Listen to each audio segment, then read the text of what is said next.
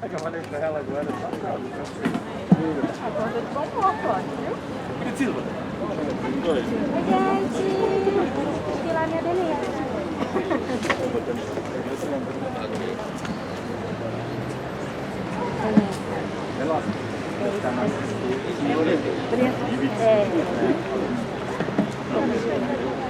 Oi? Pode, comparação.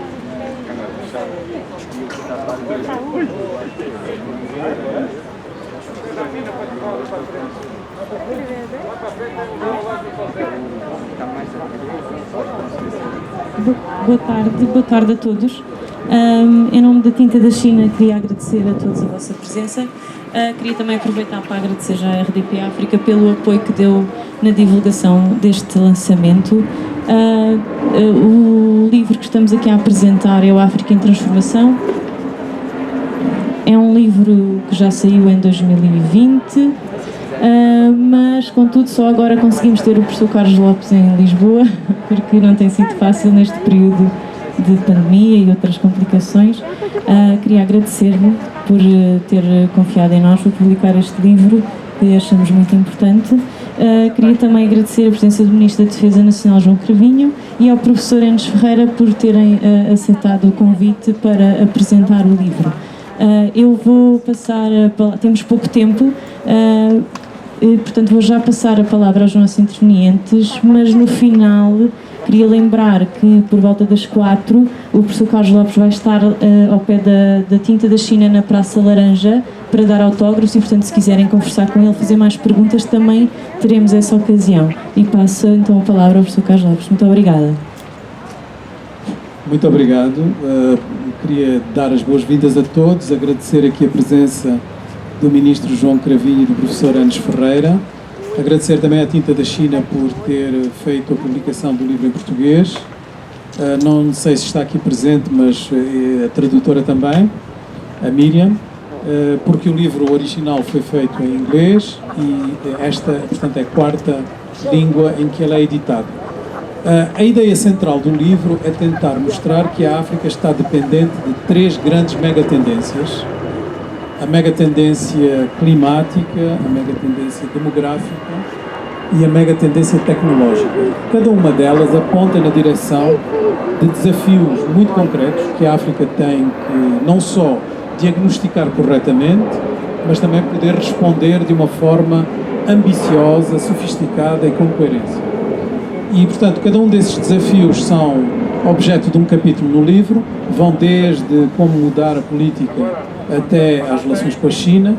São os desafios que, na minha opinião, como autor, subjetivamente considero os mais importantes para a África poder definir as suas relações com o mundo, mas também poder produzir a transformação estrutural que os economistas definem como necessariamente uma entrada na época industrial.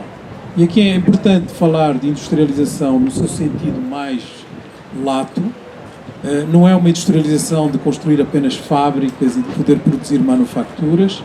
Trata-se fundamentalmente de trazer as relações económicas para a era industrial das relações económicas, ou seja, com muito mais formalismo nas transações, com uma capacidade fiscal maior, com uma interação entre o setor primário e o setor secundário, entre a agricultura e a indústria em particular, com o setor de serviços a servir de apoio para o fortalecimento de instituições, etc, etc.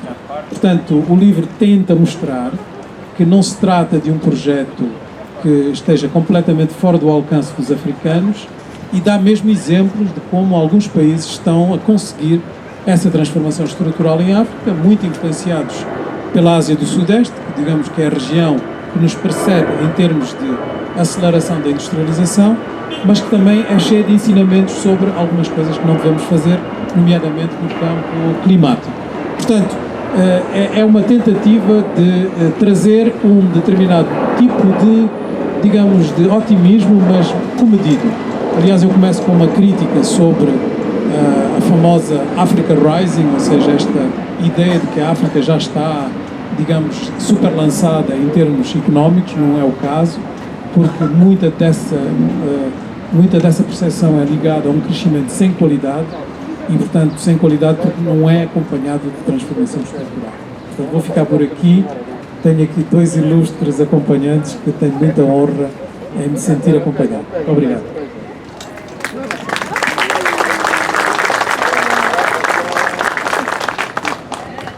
Passo então a palavra ao professor Enes Ferreira. Exatamente. É só falar. Bom, deram 10, 15 minutos, correto? Só para ser mais sintético. Bom, em primeiro lugar, quero agradecer ao professor Carlos Lopes o convite para fazer a apresentação de um livro tão importante quanto, de facto, eu ter incluído na bibliografia daquilo que são 2 cadeiras de mestrado de que sou responsável. No ISEG, obviamente, que é a minha casa, e este ano o ISCTE como professor convidado no mestrado de Estudos Africanos. Este livro, acabado de ler, a primeira palavra que me veio à cabeça foi inquietação.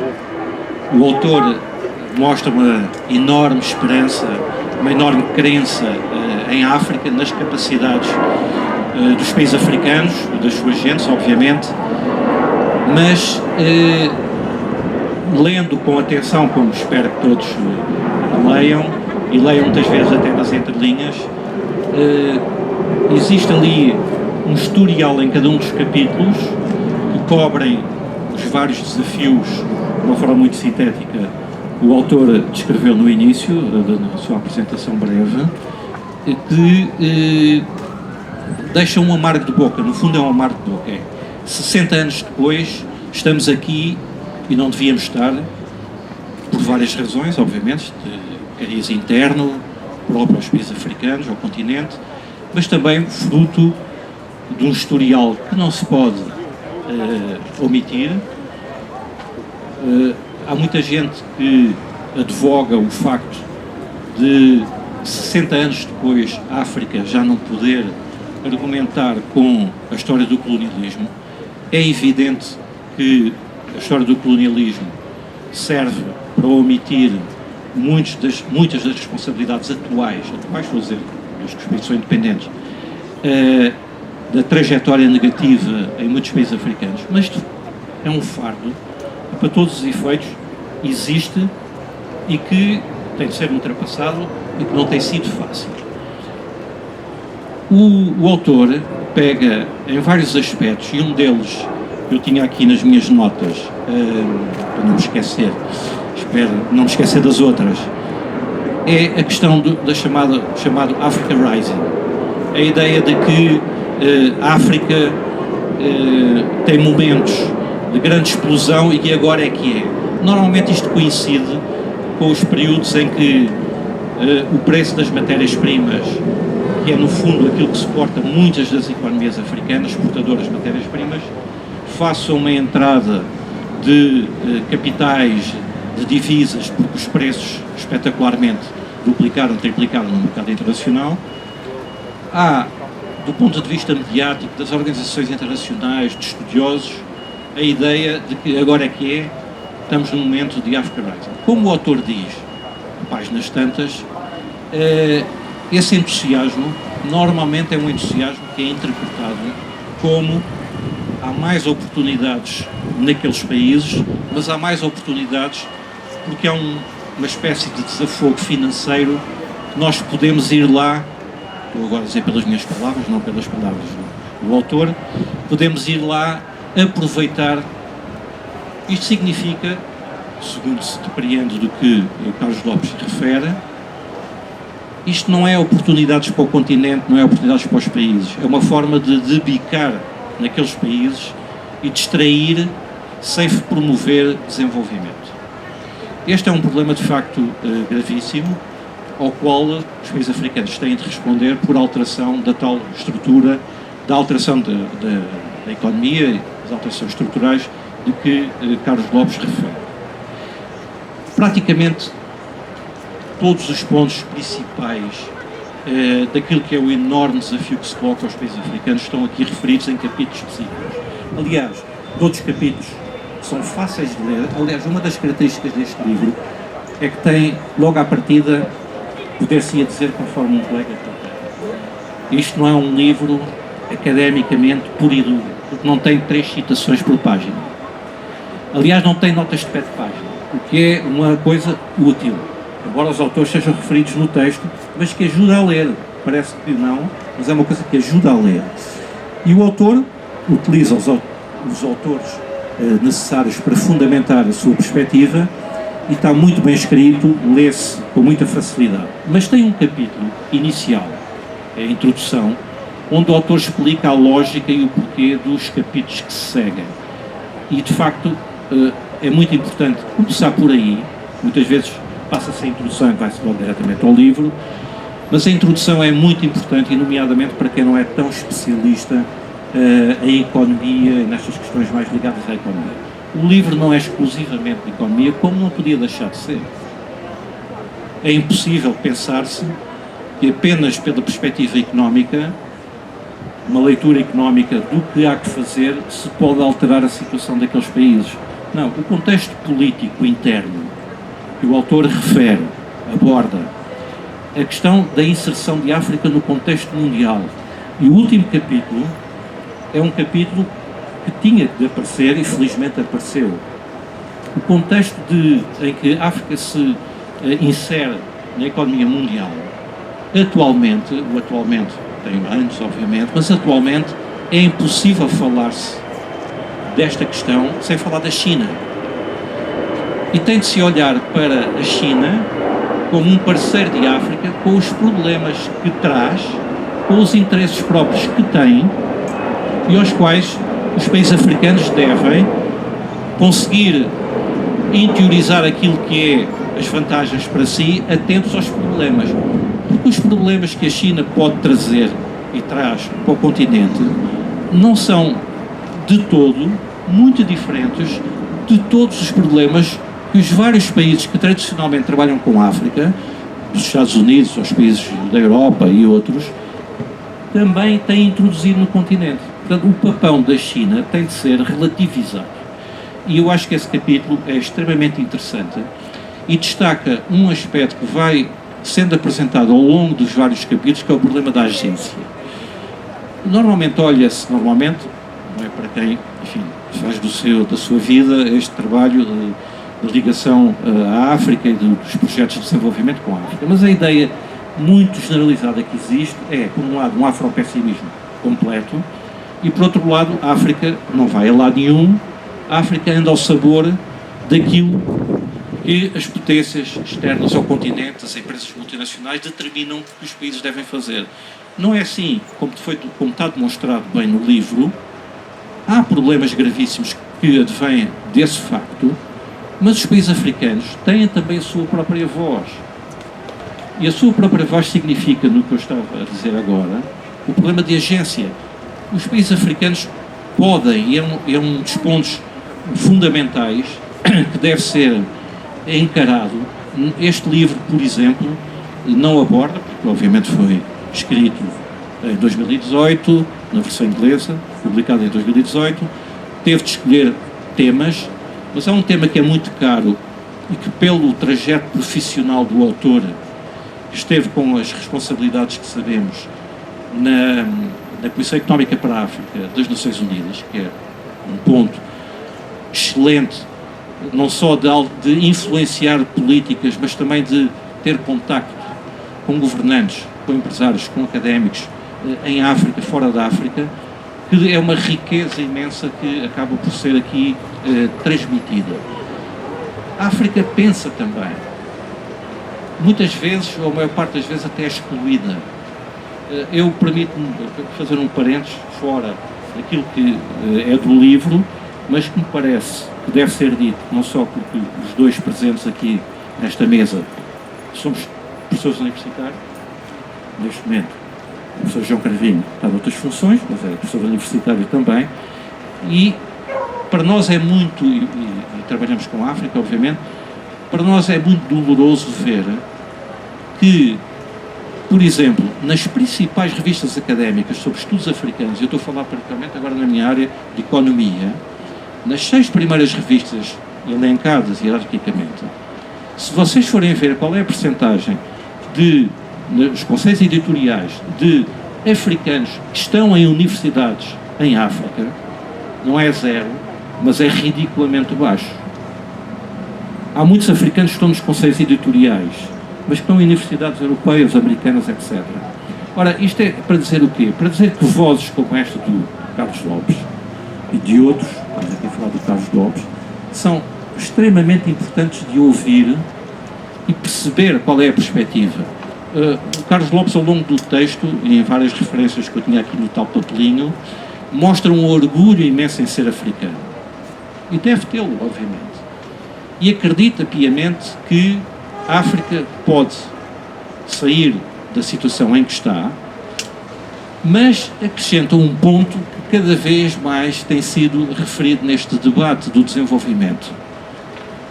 O desenvolvimento económico, as políticas económicas dos países assenta em teorias existentes, obviamente.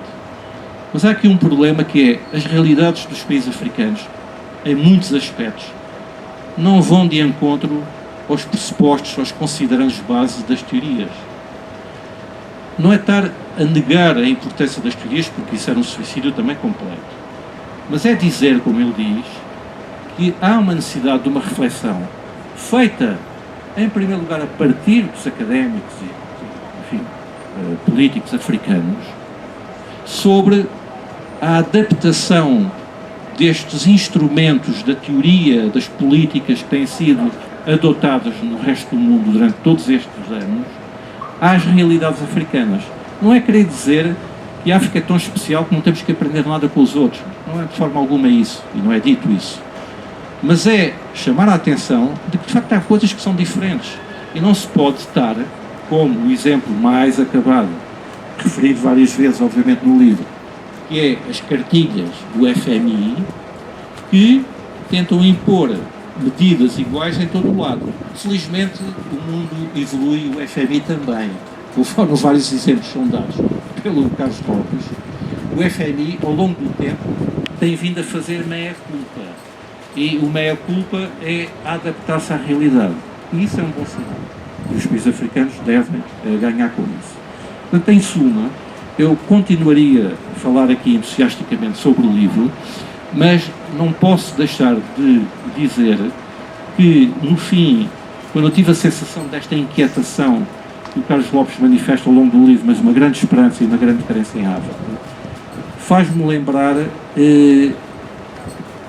para vocês que vão ler o livro, muitos têm aquela ideia errada de que a África é uma coisa parada, inerte e que funciona porque de fora é que se vai fazendo as manobras sobre os países africanos. Faz-me lembrar daquele jargão muito em voga em Portugal, na política, que é, por vezes, a ler o livro, o Carlos Lopes parecia-me irritantemente otimista.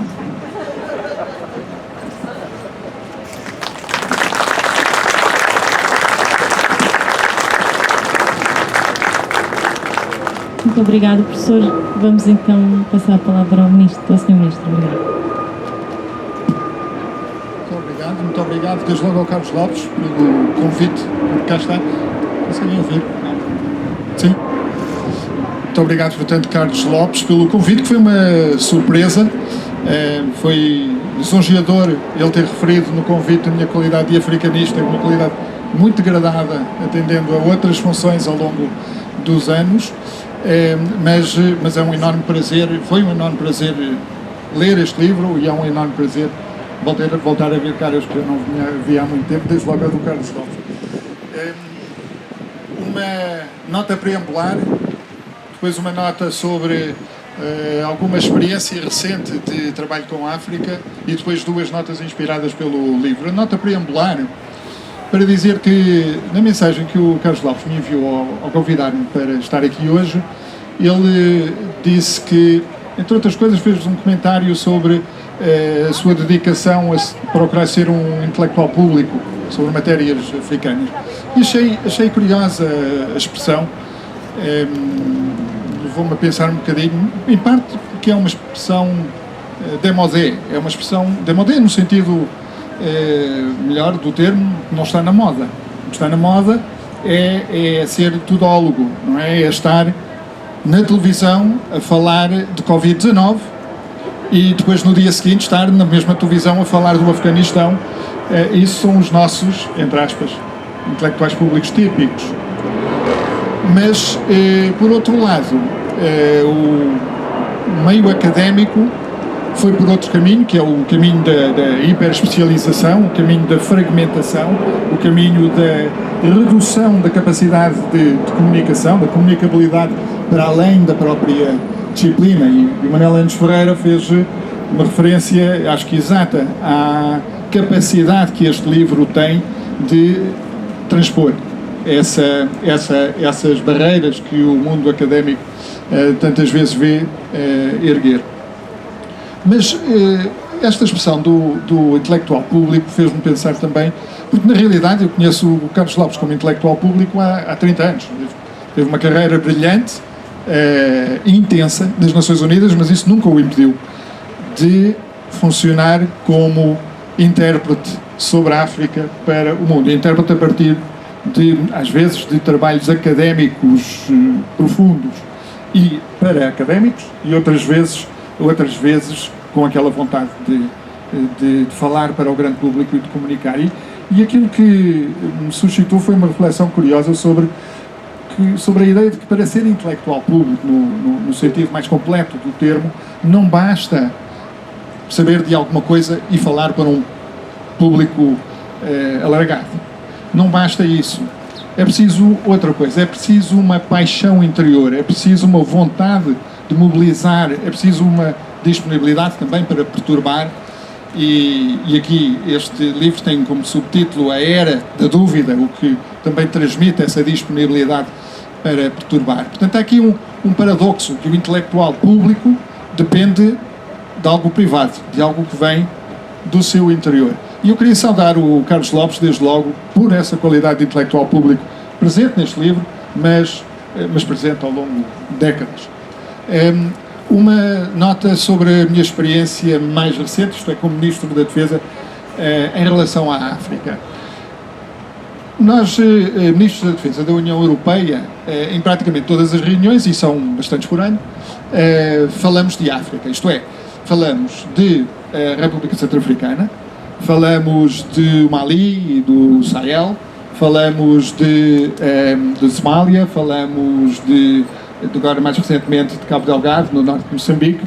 Isto é, falamos de zonas onde há instabilidade, onde há insegurança, onde há conflito, e aquilo que motiva a que esses temas sejam trazidos para a mesa é simplesmente o receio de que venham a ser, ou que sejam, bases para o terrorismo que possa afetar a Europa, ou bases para a exportação de pessoas, fluxos migratórios em direção da Europa. Portanto, é uma abordagem motivada por uma lógica extremamente redutora.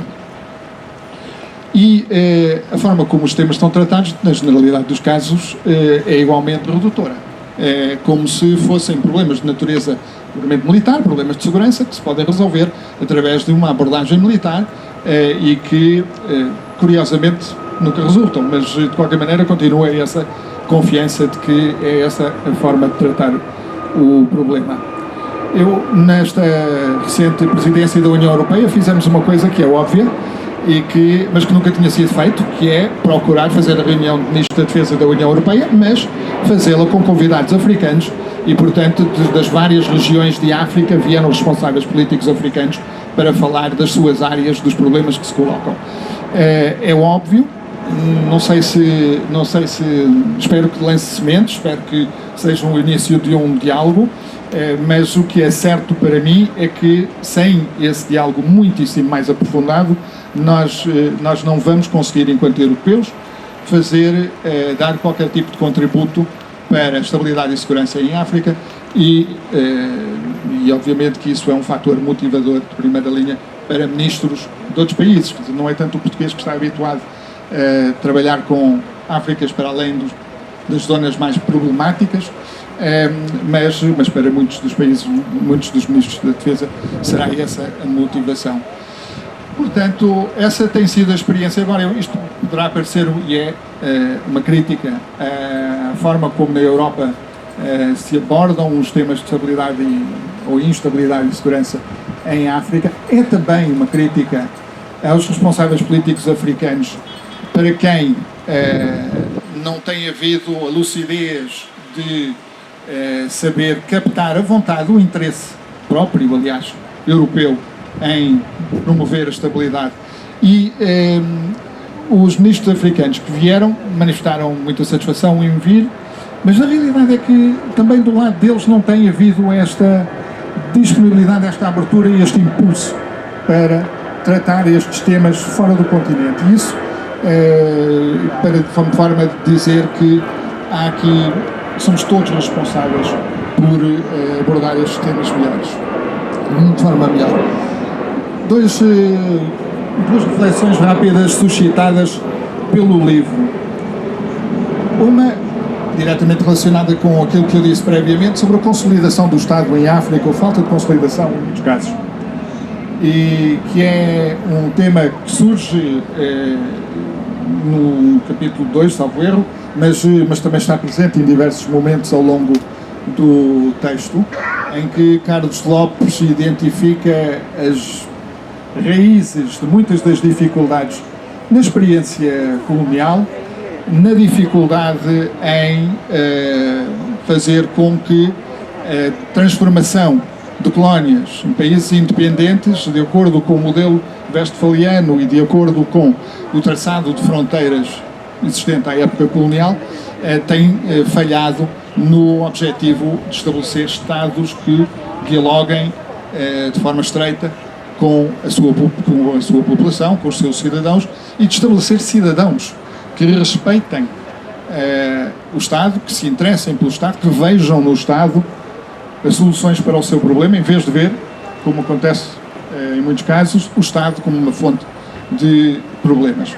Essa problematização, como disse, aparece diversas vezes, e há um terceiro capítulo, penso que é o respeito pela diversidade, em que Carlos Lopes refuta algum romantismo pan-africano, alguma noção de que é através de uma abordagem africana para um continente tão variado, tão vasto, tão diverso como é o continente africano, uma abordagem que se poderia basear na identificação apenas da solidariedade como fonte de resolução dos problemas.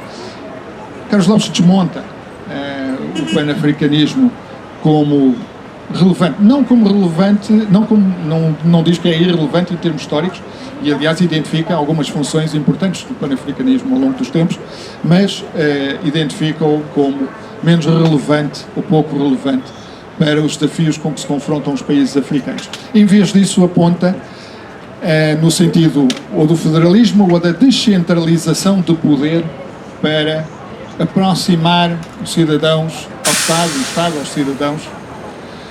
Eu simpatizo muito com essa abordagem, vejo, no entanto, também problemas, nomeadamente que raramente aqueles que estão sentados numa árvore estão disponíveis para cortar o galho em que estão sentados.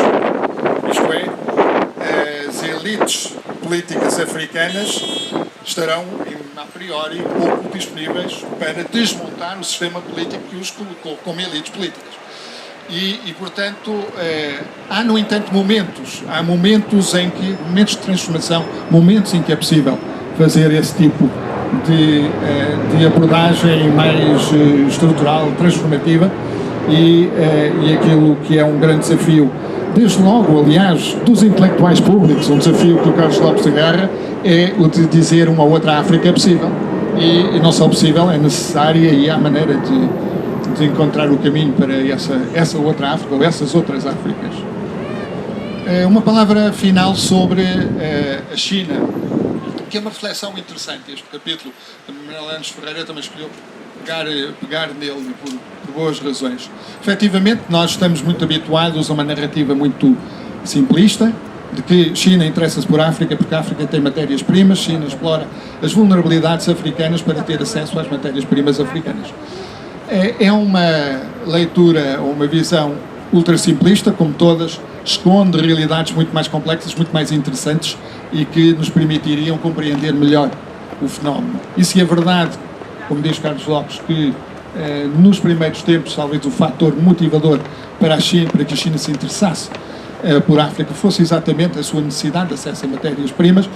Também é verdade, como ele diz, que mais recentemente, na última década, há na China uma consciência de que, como superpotência, tem a obrigação de pensar a África de outras maneiras. E para nós, na Europa, há um desafio claro em perceber, por exemplo, porque é que a China se interessa pela integração económica, integração regional em África, que é uma ambição africana, é algo que manifestamente pode trazer enormes benefícios para a África e onde encontramos a China bem mais ativa do que a Europa ao longo dos anos. Dito isso, nós também verificamos uma enorme indiferença da China em relação à qualidade da governação em África. Nós também verificamos que, se há por um lado um potencial enorme no relacionamento com a China, no que toca à promoção do crescimento, promoção da industrialização, promoção de oportunidades de desenvolvimento, há igualmente uma enorme oportunidade para abordagens predatórias por parte de elites autocráticas. E, portanto, China, oportunidade sim, mas não é uma oportunidade que não tem os seus problemas, não é uma oportunidade que possa ser vista de forma como se fosse uma solução fácil ou como panaceia. Mas aí Carlos Lopes lança um desafio, dizendo que cada país tem de encontrar a sua China, cada país tem de encontrar no seu relacionamento com a China a forma de agarrar aquilo que tem de bom, de evitar aquilo que tem de nocivo. E mais uma vez desempenha essa função de intelectual público, desafiando, dizendo que há forma de tratar este problema. O que é preciso agora é que todos aqueles que têm responsabilidade da matéria estejam à altura, que estejam disponíveis para corresponder a essas formas de tratar os problemas e não responder antes a estímulos muito mais imediatos, muito mais interesseiros e que a médio e longo prazo depois acabam por ser profundamente nocivos para o seu país e para o continente. Portanto, para não roubar mais tempo, muitíssimo obrigado, Carlos Lopes, por este livro de um verdadeiro intelectual público, um intelectual público que contribui para a melhoria da nossa qualidade de vida coletiva e para a melhoria da qualidade de vida dos africanos, porque este livro de facto demonstra todas essas qualidades. Obrigado.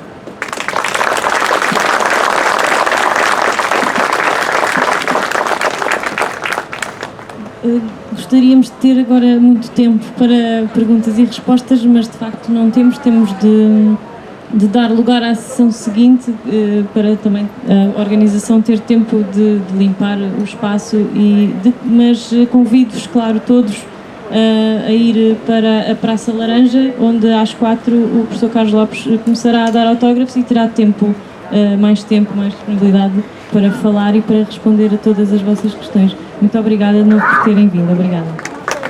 Obrigado a todos.